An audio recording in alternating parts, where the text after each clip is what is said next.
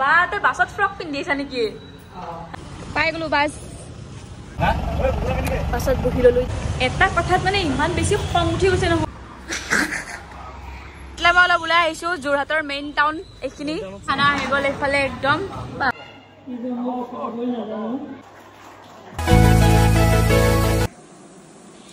আৰু এইফালে ধুনীয়াকে পেকিং কৰি ললো আৰু আজি বিদায় দিব লাগিব দীক্ষিতাহঁতৰ ঘৰৰ পৰা দিছো মৰমৰ চিন হিচাপে পিন্ধিবা কি ধুনীয়া শাৰী এখন দিছে বহুত বহুত ধন্যবাদ আৰু এইখন ধুনীয়া শাৰী মোক গিফ্ট দিছে মৰম ভাল পা লৈ গৈ আছো এতিয়া মই যোৰহাট ওলালো আৰু বেয়া লাগিছে আকৌ লগ পাম কাইলে আমি একেলগে বাছত যাম আৰু এইফালে মোৰ বেগ এইফালে এই পলিথিনটোত চেণ্ডেল আৰু এইখন মিছ কৰিম এইখনতে কালি ঘূৰিলো আৰু এইফালে আমি যাওঁ গৈ আছো আৰু এতিয়া বাছ ষ্টেণ্ডলৈকে বাই পাই গলো বাছ বাছত বহি ললো এতিয়া গৈ আছো আৰু যোৰহাট বিশেষ এটা অনুষ্ঠানৰ বাবে গৈ আছো যোৰহাট মা আৰু দাদা অলৰেডি আহি পাইছে ৰাতিপুৱা আৰু তেওঁলোকে হোটেলত আছে গৈ কিনে মই দেখাই দিম আপোনালোকক পুৰা তাৰ পিছত কি অনুষ্ঠান কি কথা গৈ কিনে কৈ আছো ৰ'ব এই পালোৱে আৰু আহি পাই গলো এটা কথাত মানে ইমান বেছি খং উঠি গৈছে নহয় ISBTত বাছত নামিছো বাছৰ পৰা নামিছো ISBTত নামিলো নামি কিনে বৰুৱা চাৰিলৈকে অকমান জাগা মানুহটো কি কয় 100 টকা লাগে মাথাটো বেয়া হৈ গৈছে মই কৈছো আপুনি কি 80 টকা খাই কিনে অট্টালিকা বনাব নেকি একদম ৰুমত গৈ আছো মাহতে কোনটো বা ৰুমত আছে 04 কি আহি পালি কেনে লাগছে ৰুমটো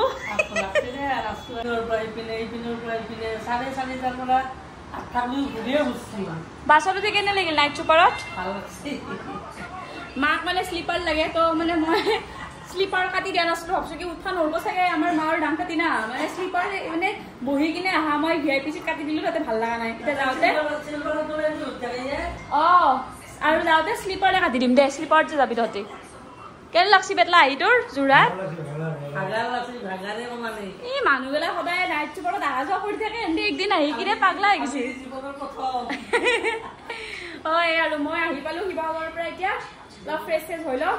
আৰু গধূলি আছে এটা প্ৰগ্ৰেম যিটোৰ প্ৰগ্ৰেমৰ কাৰণে আহিছো মই যোৰহাট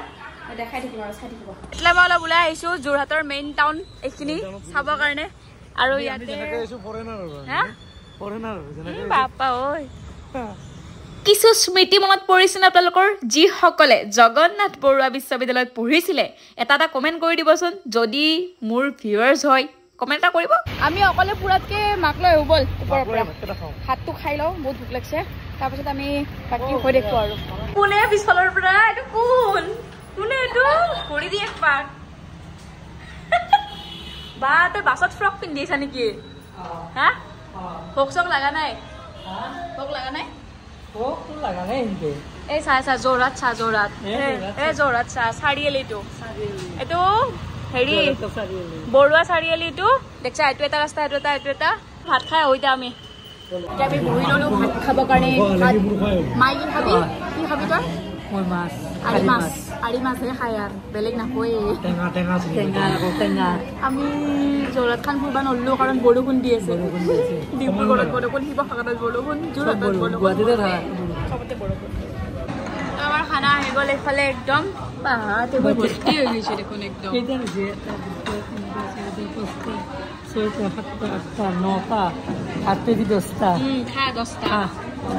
10টা জলদি খাই লওঁ খাই লৈ অলপ আৰাম কৰোঁ আৰু এইফালে আমি একদম ৰেডি হৈ ললো আৰু মেকআপটো মানে ইমানে মেকআপ কৰিছো আজি মোক আপোনালোকে ধৰবা পাৰব নৰে হেতু নাচনো আৰু মই ইফালে মা এফালে আমাৰ পেটলা আৰু এফালে আমাৰ জ্যোতিষ এফালে আমাৰ নিষ্ঠানিতা নামটো কিন্তু পুৰা ইউনিক তো আমি কত গৈ আছো এতিয়া আমি হলত গৈ আছো আমি এতিয়া সিনেমা হল নহয় দে থিয়েটাৰ হল তো আমি গৈ আছো এতিয়া থিয়েটাৰ হল এটা যত মানে প্ৰগ্ৰামটো হ'ব যত মানে আমাক আমন্ত্ৰণ কৰিছিলে নিকুবাহতে গৈ আছো কিহৰ প্ৰগ্ৰাম কি কথা সকলো মানে গৈ পেলাই গম পাব বলক এতিয়া বলা জ্যোতিষ নিষ্ঠানিতা নামটো কোনে দিলে তোমাক মাহি বিৰাট নামটোৰ অৰ্থটো কি একাগ্ৰতা ওয়াও নিষ্ঠা একাগ্ৰতা শুনছানা বেটলা কি কৈছে আৰু কমেন্ট এটা কৰি দিব দেই নিশ্চয় কাৰ ভাল লাগিছে এটা কমেন্ট কৰি দিব একদম মানে ছোৱালীজনী বহুত ধুনীয়া ধুনীয়া ধুনীয়া বুলি কমেন্ট কৰি দিব এটা ধুনীয়াকে যোৰহাটৰ ছোৱালী ন আহিলো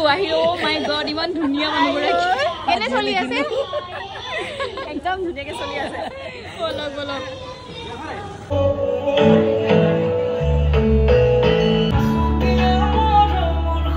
কৈছিলো যে বিশেষকৈ অনুষ্ঠানটিৰ বাবে আহিছোঁ আৰু এয়াই হৈছে NK একাডেমী তৰফৰ পৰা ষ্টাৰ্টআপ আছাম নামৰ এই অনুষ্ঠানটি যিটো যোৰহাটৰ জয় হিন্দ থিয়েটাৰ হলত অনুষ্ঠিত কৰা হৈছিলে আৰু ইয়াত মোক আমন্ত্ৰণ কৰিছিলে নিকুবা আৰু কৌস্তৱ দাই First of all, thank you for giving me this opportunity to introduce myself. Hello everyone and beautiful people of Jorhat. My name is Sandeep Bharati. I am from beautiful Mangalore. Hi. I hold in my two hands. Ladies and gentlemen, here is the Miss Dean and Miss Tradition Round. আৰু এনেকৈ ধুনীয়াকৈ programme চলি আছিলে আৰু মোক ইয়াতে এটি award দিয়াৰ বাবে আমন্ত্ৰণ কৰিছিলে আৰু মাকো বিশেষকৈ আহিব কৈছিলে ইয়াত আমি আপোনালোকক এইখিনিতে জনাব বিচাৰিছোঁ বিগত কেইবা দশক ধৰি NK মেকআপ এণ্ড বিউটি একাডেমীয়ে এটা বিশেষ সন্মানেৰে সন্মানিত কৰি আহিছে ঠিক এনেদৰে এই বৰ্ষতো ষ্টাৰ্টআপ আছাম 2024 ছিজন 3 তিনিটা বৰ্ষপূৰ্তি উপলক্ষে অসমৰ ইমূৰৰ পৰা সিমূৰ কেইগৰাকীমান বিশেষ ব্যক্তি তেখেতলোকে বাছনি কৰি এটি বিশেষ সন্মান সেয়া হৈছে ষ্টাৰডম আছাম এচিভমেণ্ট এৱাৰ্ড 2024 এই এৱাৰ্ড আমি পোনপ্ৰথমতে এগৰাকী জনপ্ৰিয় ইউটিউবাৰ পোনপ্ৰথমতে আগবঢ়াব বিচাৰিছোঁ stardom Assam 2024 achievement award goes to popular YouTuber Madhusmita Sharma. A big round of applause for Madhusmita Sharma. আমন্ত্ৰণ জনাইছো জনপ্ৰিয় ইউটিউবাৰ মধুস্মিতা শৰ্মা তেখেতক মঞ্চলৈ আগবঢ়াই আনিছে NK মেকআপ এণ্ড বিউটি একাডেমীৰ অৰ্গেনাইজাৰ নিকুকে হাজৰিকাই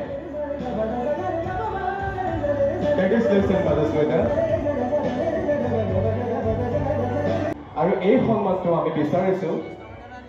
মধুস্মিতা শৰ্মাৰ মাতৃ আহিছে বুলি আমি গম পাইছো আৰু এই বিশেষ সন্মানটি তেখেতৰ মাতৃৰ হাতেৰে আমি তেখেতক সন্মানটি তুলি দিব বিচাৰিছো মই মধুস্মিতা শৰ্মাৰ মাতৃ মানৱমতী দেৱী ডাঙৰীয়ানীক মই মঞ্চলৈ আহিবলৈ অনুৰোধ জনাইছো আমাৰ NK মেকআপ একাডেমীৰ অৰ্গেনাইজাৰ নিকুকে হাজৰিকাক তেখেতক মঞ্চলৈ আদৰিবলৈ অনুৰোধ জনাইছো দৰ্শক আমি তেখেতৰ হাতেৰে এই বিশেষ বঁটা দি তেখেতলৈ আমি দিব বিচাৰিছো আমি সকলোৱে জানো এগৰাকী পুত্ৰ বা জীয়াৰীৰ সফলতাৰ আঁৰত এগৰাকী পিতৃ মাতৃৰ অৱদান অতুলনীয় ঠিক সেইভাৱে আমি মানৱতী দেৱী ডাঙৰীয়ানীক মঞ্চলৈ আহি তেখেতৰ হাতেৰে তেখেতৰ জীয়াৰীক ষ্টাৰডম আছাম এচিভমেণ্ট এৱাৰ্ড 2024 কেইখন সন্মানেৰে সন্মানিত কৰিব বিচাৰিছো পপুলাৰ কণ্টেণ্ট ক্ৰিয়েটৰ কেটেগৰীত এই সন্মানটি আগবঢ়োৱা হৈছে কংগ্ৰেচুলেশ্যন মধুস্মিতা আমি তেখেতকে ইউটিউবত বহুত ভাল ভাল কাম কৰি গৈছা কেতিয়াবা তোমাৰ ভিডিঅ'ত মাকো দেখা পাওঁ চ' many many congratulations both of U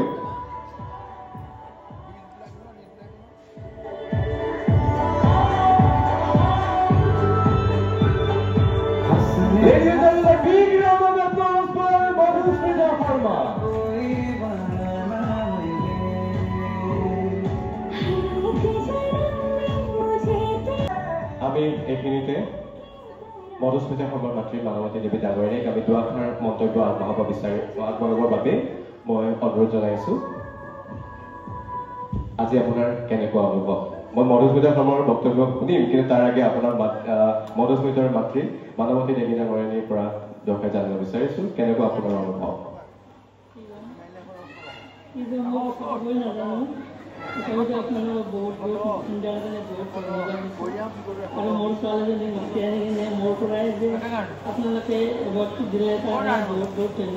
দৰ্শক আমি এইবাৰ মধুস্মিতা শৰ্মাৰ মাতৃ মানৱতী দেৱী ডাঙৰীয়ানীক আমি সন্মান যাচিবলৈ অনুৰোধ জনাইছো এখনি ফুলাম গামোচা আৰু এখনি মানপত্ৰ এয়া সন্মানিত কৰা হৈছে এটা ডাঙৰকৈ হাত চুপৰি হ'ব লাগে